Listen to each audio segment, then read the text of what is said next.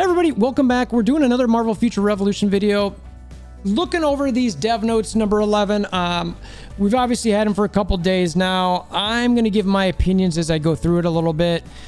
I will say that generally speaking, when I saw it, I was like, all right, I'm pretty happy with this, but there's always the devils in the details, right? So we're going to look at that. And I got a riddle for you guys. Have any of you ever had a smoke alarm continue to beep, hardwired, you remove said smoke alarm, throw it into a different room, and the empty casing where that smoke alarm was is still having a beeping sound? If you have, leave a comment below, or come to the Discord link in the description below, hammer down like buttons, click notification bell, subscribe, all that sort of thing. Let's get into the point of this video, but seriously, if you know, let me know, because it's driving me nuts. It's like right over there. All right, let's check it out.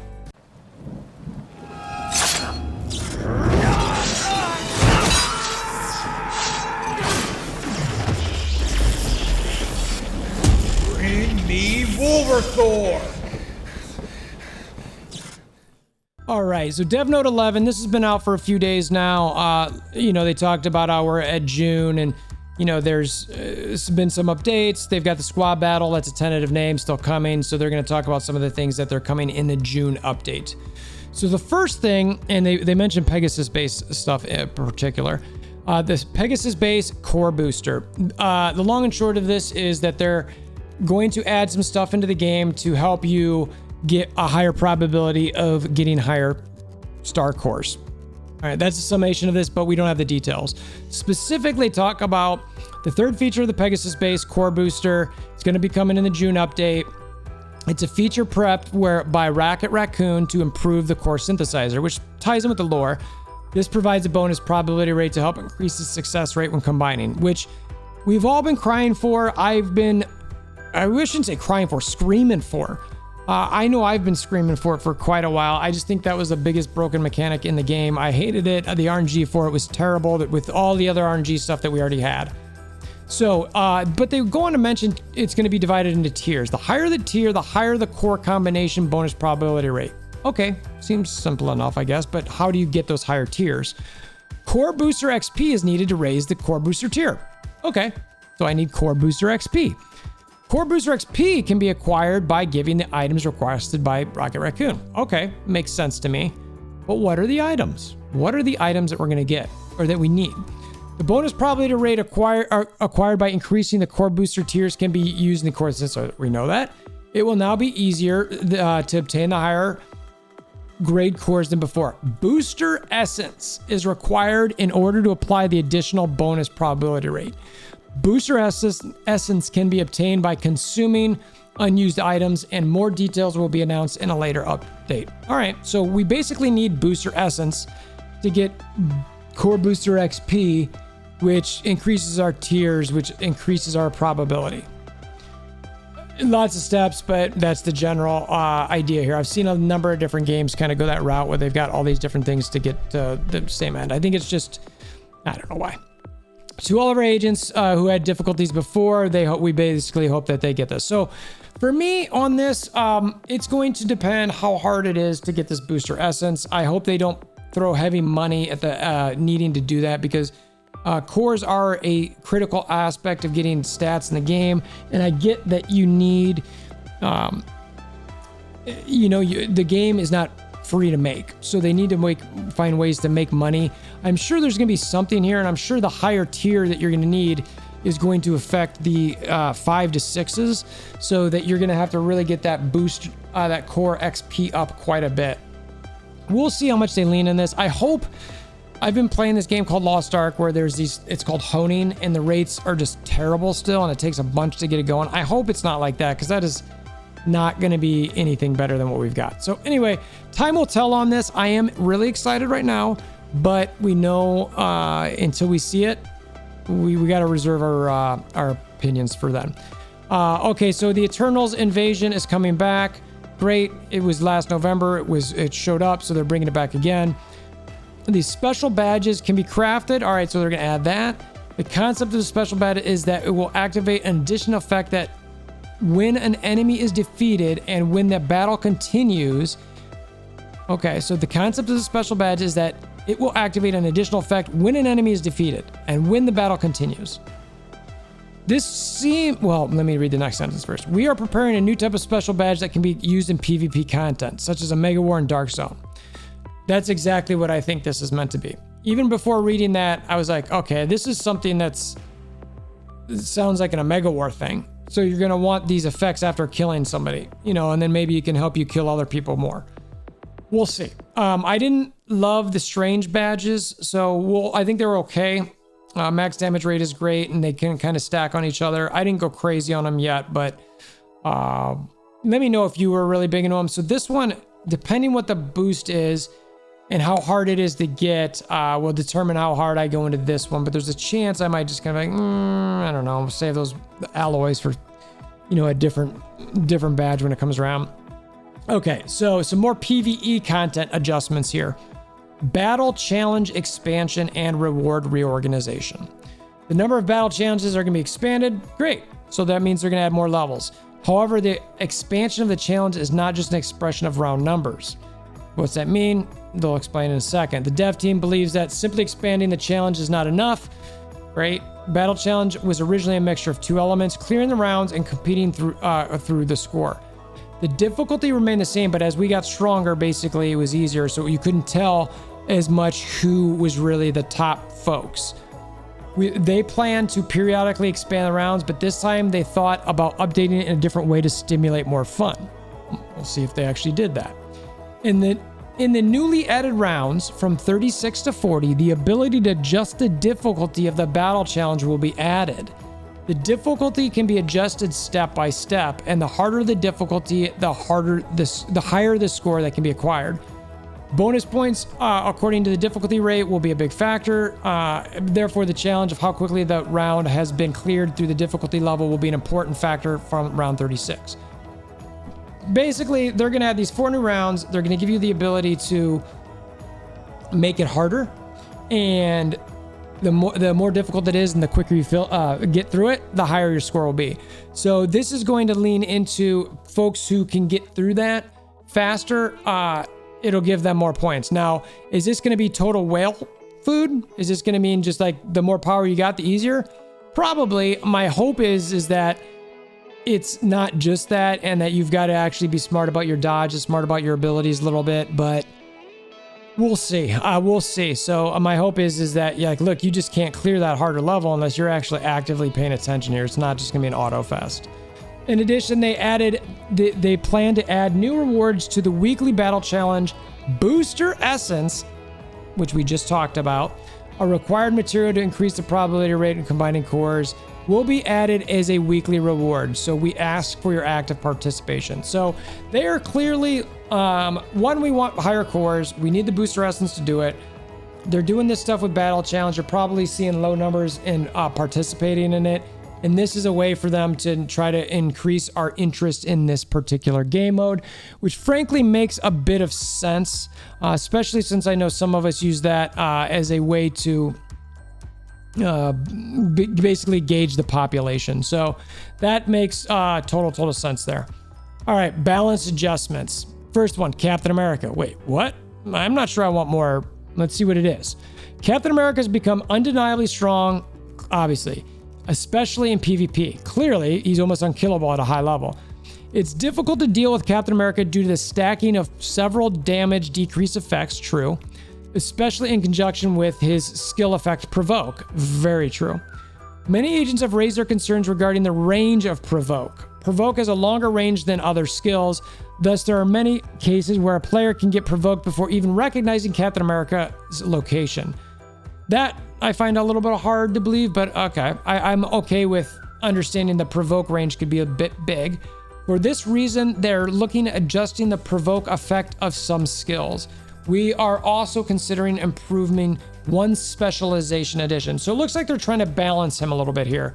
It doesn't say exactly what. They talked about his range, but when they talk about it here, they're looking to adjust the provoke effect of some skills. So maybe it's not just the range, they're probably considering it, and they're also looking at improving a specialization to counteract whatever nerf they do to the provoke. Because it's clearly going to get, Captain America looks like he's going to get nerfed in some way, and the specialization add-on is hoped so that that keeps it balanced. All right, Captain Marvel. In the case of Captain Marvel, the registration range of some skills is set too narrow or too short. Thus, an opponent slightly moves, the hit does not apply. We want to improve the registration and target range of these skills. We are also considering upgrading one specialization and one skill as well. Buff. That's what you want to take from this, and she needs it. Captain Marvel has fallen off dramatically. They need to buff her. I'm glad they're looking at it. Good. All right, Spider-Man. This better be some sort of nerf. We'll read it. We are intensely looking into one of the hottest topics, the ability of Spider-Man to use skills while web swinging and dashing. First of all, we would like to say that we are very surprised by the creative play of some Spider-Man agents. However, this was unintended, and we would like to make adjustments to make it fair amongst heroes. And honestly, generally speaking, I agree with that. Spider-Man is still a pain in the butt, and I don't even like the tactic where people just run around. But anyway, that's a different discussion. We plan to make adjustments so that Spider-Man will only be able to use skills after the dash ends while web swinging. Okay. In addition, we plan to improve the part where damage registration of some web shooter skills occur even after canceling the attack by dodging. I've heard about this quite a bit. This is not exclusive to Spider-Man. I know Widow used to have something like that, but I don't think she can do it anymore. So this is something they're probably late to the game and fixing. Additionally, web shooter skills, the fact that some of them do damage before the animation starts, fix that, please, as well as where you're on this. Currently, skill registrations are set at a start of the motion. Thus, we plan to make adjustments by distributing the skill registration throughout the different motions. So that sounds like they're trying to fix that a little bit.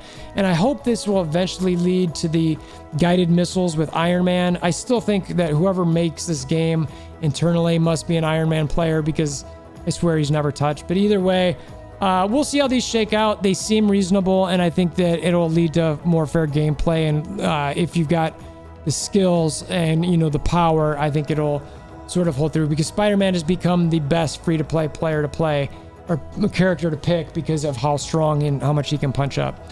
Doctor Strange should be a buff. Let's see what they say here. Doctor Strange is improved through previous hero adjustments, but we have been seeing from the game data and other multiple sources that there were areas to improve. Okay, that's good. Therefore, we would like to improve the weak points of PvP by easing the conditions of the specialization Black Magic Flowing Sand a little more. Okay, I don't remember what that one is. All you Strange folks, comment below. Let me know what you think about that. I know we don't know exactly what they're going to change, but tell me if you even care about that specialization. We also plan to make improvements on Doctor Strange volatility whenever the ultimate skill is used. So that's interesting. Maybe they consider making him a little bit invincible during that. I know as a non-Doctor Strange player, I don't love that, but frankly, I think it kind of makes sense. It doesn't hit very hard, and I think it would make sense for them to not really be damaged while doing it, maybe. All right, Alliance Raid convenience improvements. A lot of this, man, I never did do my video on this, but I've got a whole list of stuff. Let's see what they check the box on here. Alliance Raid is one of the pieces of content that many of our agents are participating in. True. It's important for rankings. Yes, dev team is improve it for convenience during the June update. All right, what are it though? Ability to check, enhance, and suppress effects while waiting for entry. Yes. Hopefully it's a quick, you know, who's got it and who doesn't, or a checkbox or something, or 4 out of 5 or whatever it might be. Since it is not possible to check how many enhance effects and suppress effects required for the Alliance Raid have been satisfied on the waiting screen, agents had to have checked it through chat. Very much so. To improve this, we plan to display the status of the effects in participation information for agents to check while in queue. Sounds great. Hopefully it looks good and it works perfectly, and that will be a gigantic gain in this. Checking the Alliance Raid progress of other alliances. This is just about competing. I'm okay with this. I like this. I think it's just kind of a fun thing where you can go and check how some rival of yours is doing or something like that. I think it's kind of neat. Alliance Raid buff per step information. You can already get an idea what this is. And we've been talking to some of our friends in other alliances who are further ahead of us. Hey, have you gotten step 16 or 17 yet? Yeah, these are the buffs. Okay, cool, great. So that way we can plan ahead. That's exactly what they're doing here. The season enhance and suppress effects in raid vary per step. Improvements were made so that agents can view the enhance and suppress effects per step and prepare for smoother play. I love this because sometimes you're deciding, what if I need my Iron Man in the next step? Well, now you don't have to worry about it. It's right there. Costume stat change improvements. All right, so that's all they have for before I jump to that. Alliance raid convenience improvements. There's one you're missing, one giant one. Ready check. Ready check. You need, every other game mode has it. You need to have it for that. I know that we're queued up, but maybe somebody's changing cards, or one person comes in and clicks start and the other person didn't want to go unless there were 5 people in there. Well, I decline. If whoever accepts, then they can go, but if you decline, you don't go. All right, so costume stat change improvements. There is a current system for rerolling. Oh yeah, I remember reading about this. Long and short of this, this enhancement requires a 6-star costume. The menu, it's basically people were re-rolling their gear on accident when they meant to nano it, or transfer nanos. I've heard of people quitting the game over this, so it sounds like they're going to make this feature so it's a little bit easier to see. That's it. I love it. I think it's great. A lot of frustrated people with that, so I'm happy they're doing it. Omega card stat change improvements. Same stat results. Oh yeah. So when you get the re-roll of the cards with those the new re-roll card that you get, and you place it on an Omega card to re-roll the stats, people were getting the same stats. So that's what this is about. Same stat results have been acquired intermittently when changing Omega cards. So they're basically fixing this. Improvement for the Omega card stat as follows. If the result is the same as the current, agents can set the number of attempts to automatically roll until a different result is acquired. If the result is the same as the current, despite the designated number of attacks, materials will not be consumed. Further details to come. What they're trying to do here, in my opinion, is make it so that you don't waste those cards and get the same stuff, because that is stupid. I haven't used any of them yet. I saw people getting the same stuff. I'm like, this doesn't make any sense. This is dumb. And luckily they're fixing that. Alliance level defect fixes. Thanks to hard work for our agents who worked for formed alliances, many alliances achieved the highest level before the May update. So they decided to expand that so that agents could have better alliance benefits. Problem was they found out during the May update and the maintenance that the Alliance XP continuously accumulated even after reaching the max level due to an unexpected issue. So there was some bug. As a result, the accumulated Alliance XP was all reflected at once, and the Alliance level rose rapidly once the update had applied. This was not intended. They acknowledged, but they want to acknowledge our efforts of the existing alliances, so they're keeping the Alliance XP instead of taking it back. However, as it wasn't intended, they plan to fix it in a manner where Alliance XP does not accumulate after reaching the highest level through the June update. So basically, they're letting you, be happy that we get to keep that one. Whenever they do that in the future, we're not going to be able to keep it. Not surprised. I think that's fine. That's all their dev notes. I'm pretty stoked about this stuff, but again, lots of devils in the details. We'll see what's going on with this. There was another list of ongoing events thing where they had a super core push event. So that's something to keep an eye out for, where agents, let's see when it is here. It's basically for about 9 days, where you're going to have a core booster feature will be added. A special push reward event has been prepared to celebrate. 5-star cores coming your way. Great items such as a 5-star core, a dimension box tick, and a premium core box are in store for you. Simply log in for 10 days to claim it. So you want to get a 5-star core, come log in during these days. Here's the specific login. So you get different 5-star cores. So 4 5-star cores, 1, 2, 3, 4, 5 dimension box tickets, and a premium core box just for logging in. All right, I dig it. So, all right, this has been a little bit longer than what I was planning for, but appreciate you guys. And like I mentioned earlier, let me know if you ran into those smoke alarm problems. Mixing stuff here. Maybe I should start a hardware YouTube or a fix-it YouTube channel. I don't know. Anyway, if you're new to the channel, like I mentioned earlier, Discord link in the description below. Hammer on like buttons, click notification bells, subscribe, all that sort of thing. And until next time, I hope you have a wonderful day.